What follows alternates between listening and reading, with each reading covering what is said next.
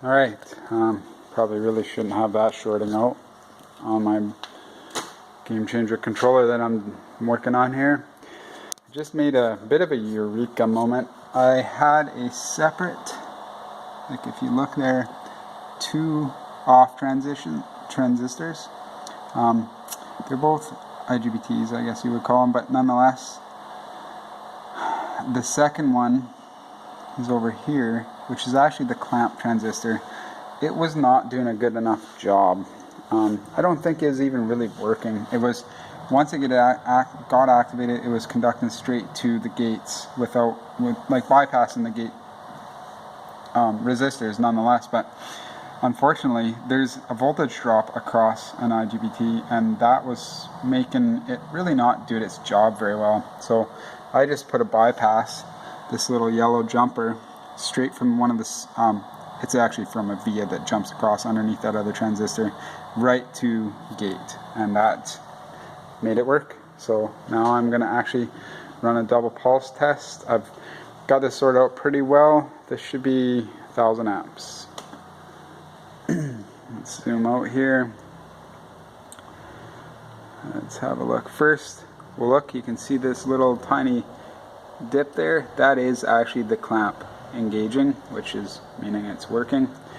You got a little bit of noise on the gate during the on pulse, but again, this is at 1000 amps, so kind of expect a little bit there. And also, I've maxed out my let's go like this, source channel 1.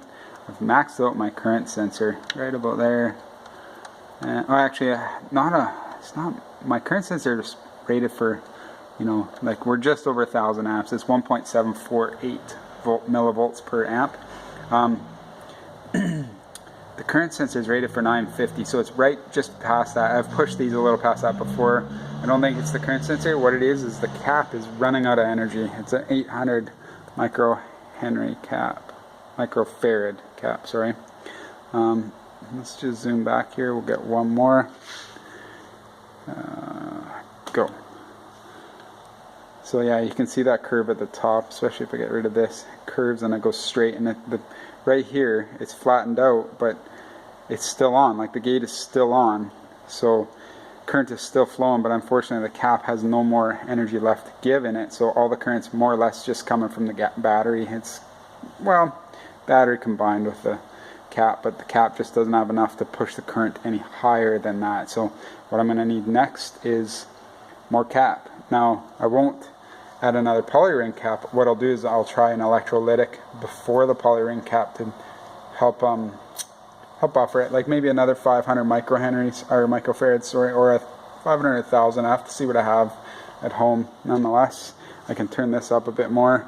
You'll just see that current stay at the top longer. It won't really do anything. Here we go. See how it just stayed at the top longer, but it didn't really gain anything. It couldn't go any higher because there's nothing left for the cap to give. But at the end of the day, I'm doing pulses with a little bit of noise on my gate there. Have to deal with, have to sort that out, but nothing detrimental to the system. I'll get there. I think what I'm going to do is probably going to run it pretty close to where it is. I might go to 2.5 ohms on resistors and leave the 2.2 ohm off resistors there, which would probably be pretty good. And I'm actually running 0.66 microfarads of gate to source cap as well. That's one gate to source cap for all 8 MOSFETs that are in parallel. Today's a really good day. Discovered a couple of good things, including my mod to make my clamp work better, which will actually sort out my leaf inverter, and I'm pretty sure that was the problem.